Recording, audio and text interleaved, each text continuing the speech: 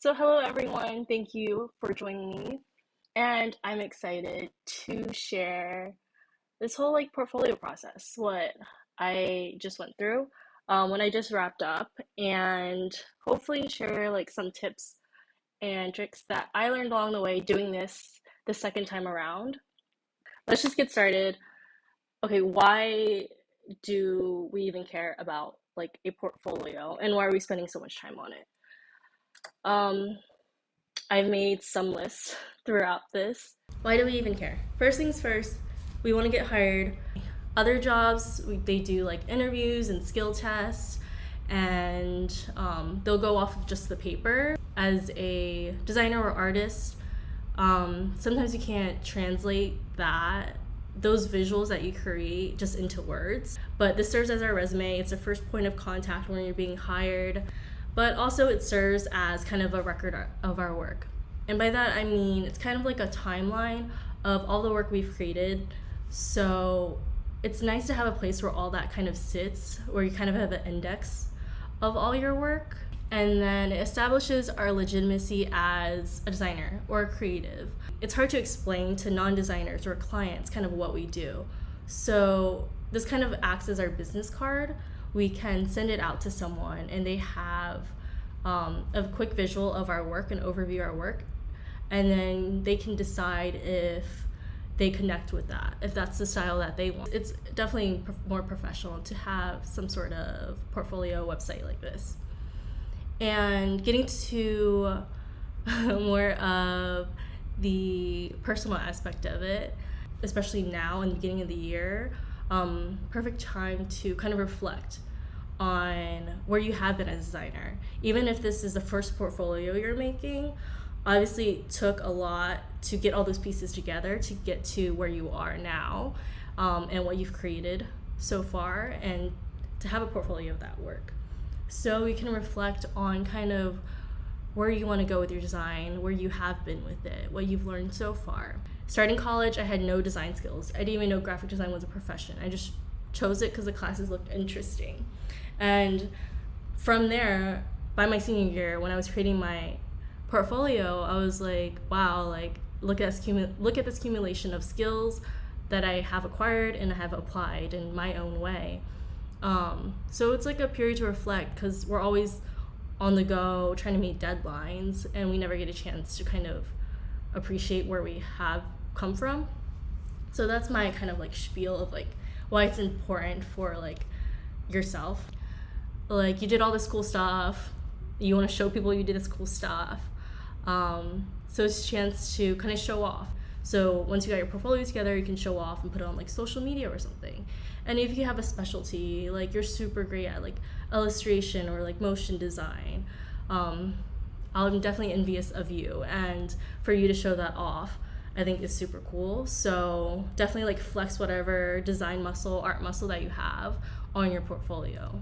Now let's just get into the before of my website and kind of rip the band-aid off of that one. And just to preface, this is right out of college. This is what I thought was, great at the time, the best I could do at the time, right from the jump. And I open with, this really jarring red, and then, Ji Zhang is a graphic designer and noodle enthusiast based in DC. And that's just so funny to me now, because I'm it's so cringe to me now, but it's I understand you're trying to show personality, go off sis, but choices were made. But there were, essential elements here. We, open with Imagery first. It's student work, and that's what I had at the time, and it's fine. Now I kind of became more specific about what I wanted to choose, but then I didn't know what I wanted to specialize in, so I just included what I felt my top projects were at the time.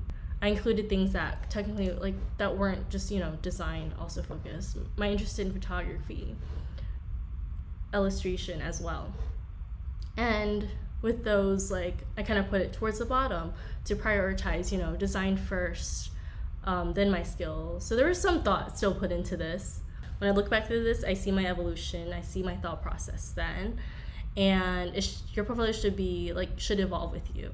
By the way, this website was 3-4 years ago, so you can say it's a short time, seems like a long time now, but it just shows like what can change in a few years. Shoe City was one of my first in-house experiences. I worked there over the summer while I was still in college for a year, and I was on the marketing team, and they gave me a lot of creative freedom. Here you can see I open with this header image. I have this like description of a background about them and a kind of explanation of what I did there, my role. But as you see, definitely image first. Everything is mocked up in context when it's necessary. So we did this like internal team kind of handbook. So I mocked that up, and then these ads as well. Because I also did photography there, I have this gallery at the bottom because I was proud of it. So show it off. That's just like a brief kind of overview of my previous portfolio. Pretty simple. Again, let me just show you my about page really quick. I talked a lot about myself here. I don't know why I wrote so much about myself. Hi, I'm Jean. Here's a creative brief on me. The idea was cute. Like, I do admit that like there was some thought put into it, but like I don't even want to read what I said because it's probably really embarrassing. So, ta-da! The new website. I had to refresh it because I had some like responsive design. Again, something that's like I feel like newer. That's happened in 3 or 4 years. So let me just show you quickly like how I get this for free. So obviously I have this kind of watermark here, and it's like static on there, but I don't mind that at all. And I'm still able to get the domain that I wanted. So on my business card and on any links, I can still put gzang.studio, and I bought that on Google Domains. And then I can redirect it and forward it to what the kind of editor X link is, because with the free version you can't get your custom URL, and that's fine. I can type this in and it still forwards to this, and by doing that I get all the features of editor X. So editor X, this is part of Wix, just their upgraded pro kind of program where they have kind of more responsive design features, those interactive features, and more customability than before, and they have really great kind of templates on here as well. And for the purpose of my layout, I wanted that horizontal scroll that I'll show you, and I could only get it with editor X. So this is just something added, $35 a month. For me, it just something like that adds up. Basic one is $22 a month. I barely want to pay for like Netflix and stuff like that, so this is just a lot. So to get it for free, literally design everything I wanted to, just forward it on Google Domains. So I hope that helps. So going through back to the portfolio, I do have this horizontal scroll option where I have my projects here with the hero image and kind of the years here. Then when I scroll down, here I have my other works and a gallery option without description, just kind of an image. And these are the projects that I might have liked but didn't get as like flushed out, or I didn't think like it needed to have its own page for it. And then still I included like photographs that I really liked, and still at the end, my illustrations here. And then this is what's left of like kind of student work that I did, but I can show you kind of like how it's changed. So same thing with Shoe City. Open with Shoe City, a background description. So if a client's coming into this or someone hiring, they have some kind of context going into it of what the brand is. And then I wrote who the client was, role and year that it was done. And sometimes I just want to put year because I'm like, I did this in 2018 for perspective, not in 2021 where things, are a little different. So I put my role as well. And I think that's something important to either include in the description or to include just somewhere on the page. I just listed it really quickly because for me it's important because I like to play multiple roles and I have multiple interests, that they're able to see, you know, straightforward, you did this, this, and this. So here are just images, same ones I used before, just laid out a little differently with my new branding. And then I separated the approach down here for each page, giving a little insight into why I did what I did, or what I did with my time there. And again, at the bottom, I ended with this kind of photography section, because it's something I'm proud of, something I enjoy doing. And I found with a lot of new companies I'm looking into now, in their description, it does say, especially if it's in-house, you know, skills with photography or being able to be on site for photography shoots and video shoots. So it's definitely a bonus to have these extra skills if you've already done them and you have an interest in them. And it's part of me as a designer, experimenting with these different medias. So definitely want to include that too. So now, how did I get here? When I was redesigning this website, I kind of just thought about what I needed to do, what I wanted to prioritize. So through my trial and error, I think this is, you know, the best process. Actually, let me show you about my about page really quick. I forgot about that. So same thing, intro with me, and a lot less text about myself, still a paragraph, not as much as before. And I think it sounds a lot more professional. And then just a simple get in touch. Okay, and then going back to how I got here. So first and foremost, brand refresh. Your personal brand. If you have created it, if you haven't, definitely think about it. It's how you kind of show your personality. Someone mentioned in the chat that like it looks a lot more like, feels much calmer. And I think that's closer to my personality than what it was before. Before it was like more bold and graphic. I think this is closer to who I am. And to give you like a visual, I created a Pinterest before I started. I had an idea of what I wanted the look and feel to be, but to kind of solidify it more and put like my thoughts onto a screen, I just put some images of like, you know, other people's work that I thought were beautiful. And I think it has sort of like a look and feel. And I kept referencing back to this as I was doing my rebrand and doing my website. Going back into now, like, what do I want to say with my portfolio? As designers, we're always trying to communicate some message. So now for ourselves, what do we want to communicate with our website? Obviously, like, hire me. But, you know, why? What makes you someone wants to hire? So I write a lot more than I sketch, and that's another thing. I think more logically, and that's another reason why, like, I'm not like a fine artist. And I scanned this in so I could show you guys. I don't expect you to read this. I'll read it for you guys. But I wrote here what I want to showcase. And when you are asking clients for branding projects or what they want in an illustration, it's like, you know, like, what do you want to showcase? What do you want to be included? Stuff like that. Same thing you ask clients, but now for yourself. So I will always write like those things they said, things that they want, and then kind of translate it to what that means in terms of design. So automatically that translates to first page when I open, it's my design work, my projects. So prioritizing that versus maybe, you know, you want to do more abstract editorial photography, but so you don't want to show like, you know, like maybe wedding photography, like a gig that you did first. I wanted this horizontal scroll, and timeline, you can see kind of 2021, these are the projects I created, and then 2020, and then going back, these are the projects that I created and highlighted each year, because I wanted this for me personally to be kind of a collection of my work.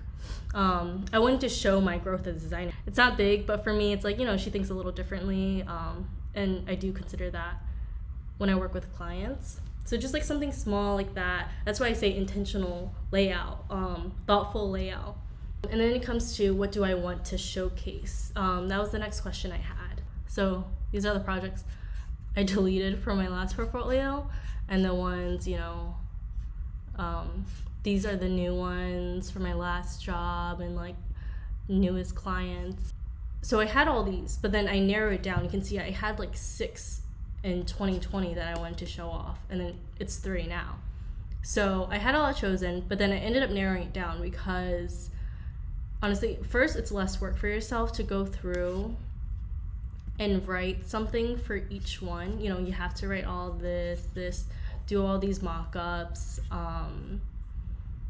And also it's just considering like how much information you want to throw at the viewer. Some people say showcase a variety, but for me, I think it's most important to showcase what you want to get hired for. If you specialize in illustration or you enjoy doing illustration, include more of that. Even if it's a branding project, make the hero image an illustration, your illustration. Likewise for me, I enjoy branding, so a lot of this is branding work, and I've listed it like here. A lot of it's brand identity, and that's why I decided to include. And I narrowed down the projects also by just like how many images I had too. Some of these designs weren't fleshed out. They were like first or second kind of concepts for something. Like I just like this image of like this overlay I drew. But we didn't like, this wasn't like the final thing, but I still wanted to include it because I really liked it. But it just didn't have place like here. Be able to tell like as you go through it when something will make it, or if you're just like writing, you're just like, it doesn't seem like I have enough information for here, so you can just, you know, throw it maybe more like into other works, or just to leave it out. Next is writing. That's a big thing, lots of writing. The most strenuous part, we're designers, not writers or visual people. So to put into words, it's hard. These descriptions of, you know, why I did certain things, but also you as a designer know best why you did certain things. It's really important to give your client or those that are hiring, for them to even see your design thinking before you even have an interview with them. And last but not least, like a realistic timeline. Most of the times when we're creating our portfolio, it's because we're looking for our next job. And we don't want to spend like 2 months or 3 months on it because, you know, we want to apply for this opportunity. For me, I quit my job. So this was my full-time job working on this, and that still took me like, I would say 2-3 months. Like I would say the last month I worked more consistently on it, so that's why it like took so long. Like I was already like burnt out my last job, so I definitely wouldn't have time to work on this after work, because like you're designing all day and you don't want to, you know, design more, and you definitely won't give yourself like your best effort. You know, that way you don't beat yourself up if you're wanting to get this done in 2 weeks, but you know, it's really going to take longer than that. I think someone asked, where do you usually get your mock-ups from, or do you make them yourself? I choose mock-ups that kind of fit the brand, and sometimes I have to create them myself. Like some things are easier, like this one, I was able to just have like a background, add some drop shadows, and create something that looked kind of, you know, mocked up. This I definitely found, this I found, and this I kind of put together. But it just takes a lot of Googling, and that's a lot of because we have to do this for client presentations. So luckily I kept up with it. Definitely think about mocking it up for the client, because eventually you'll need it yourself too, and it's helpful to do it at the time instead of after. Yeah, they're all free. I don't pay, you know, I didn't even pay for a portfolio. I'm not gonna pay for a mock-up.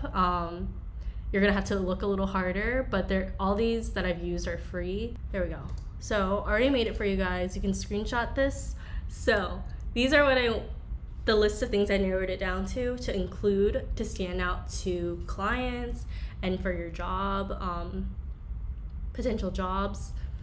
So first things first is include personality. I think this one is closer to my personality, and I think on my about page, including, you know, my interests, just a little bit of it, or, you know, what's important to me, my cat, shows just a little bit of personality.